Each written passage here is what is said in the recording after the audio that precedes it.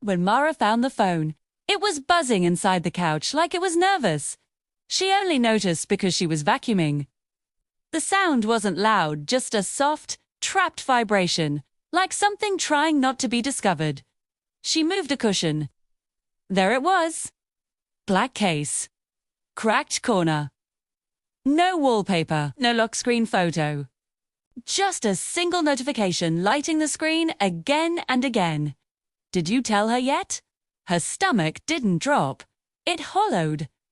Because the first thought wasn't cheating. It was, how long have I not known the person I married? She sat on the floor for a long time holding it, letting it buzz, letting it stop, letting it buzz again. She didn't open it. Not yet. Mara and Ethan had been married 11 years. Not a perfect marriage. Not a broken one either. A quiet one. The kind that learns each other's routines and slowly mistakes them for love. He left his coffee half-finished. She always locked the door twice. He forgot anniversaries. She pretended she didn't care. They didn't fight. Which, in hindsight, might have been worse. When Ethan came home, she didn't yell. She didn't cry. She just put the phone on the table between them like a found weapon. What's this? Ethan stopped. Not guilty. Not angry. Just tired. It's not what you think. That's what everyone says.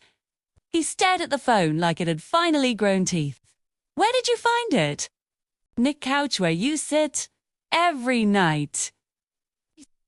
He closed his eyes. That hurt more than if he'd yelled. Heat picked it up, unlocked it, and slid it toward her. Just read. She scrolled. A woman's name. Lena, hotel names, late-night messages, inside jokes. Photos of wine glasses, photos of hands, holding hands. Mara felt something inside her go very still. So, she said. How long?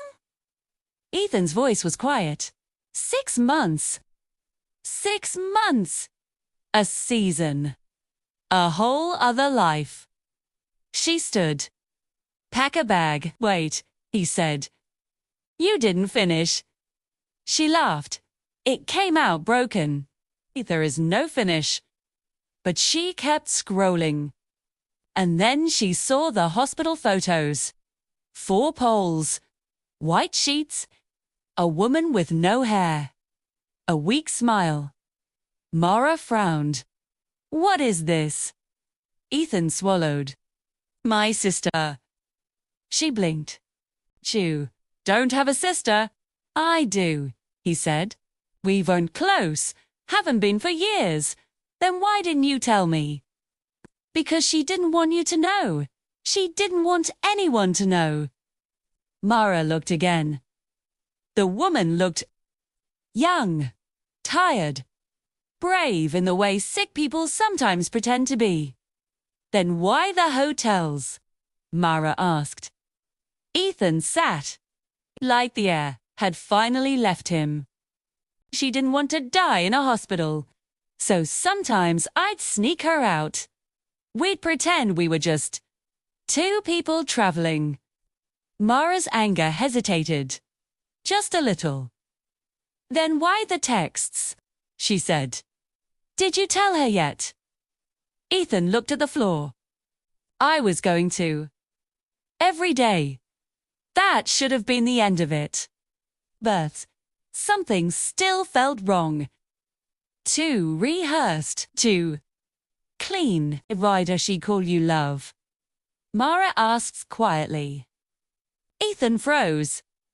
What? She calls you love in the messages. Silence. She always called everyone that, he said. Mara didn't believe him. But she nodded anyway. Okay, she said. She walked to the bedroom.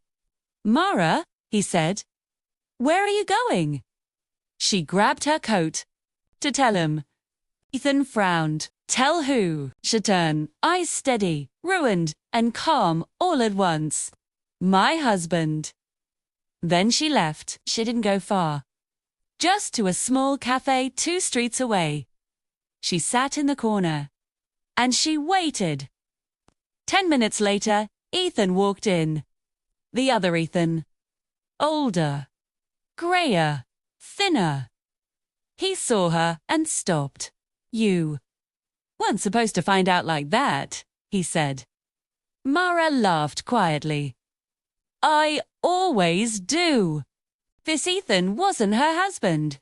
He was Lena's husband. The truth had been messier. Years ago, Mara had cheated. Not physically. Emotionally. With a man from a grief support group. Ethan number 2. They never crossed that line. But they came close enough that it still counted.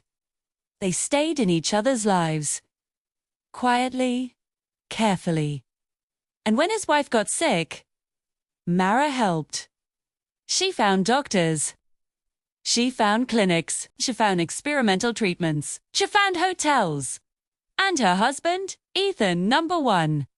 He helped too. Because Lena was his sister. And because guilt makes people do very generous things. Does she know? Mara asked. Ethan number 2 shook his head. She thinks I'm having an affair. Mara closed her eyes. So do I, she whispered. Lena died 3 weeks later. At home. In her bed, holding both their hands. A 2 funeral. The 2 Ethans stood on opposite sides of the room. Neither one looked at Mara. She went home alone. That night, she threw her phone away. And for the first time in years, she told the whole truth.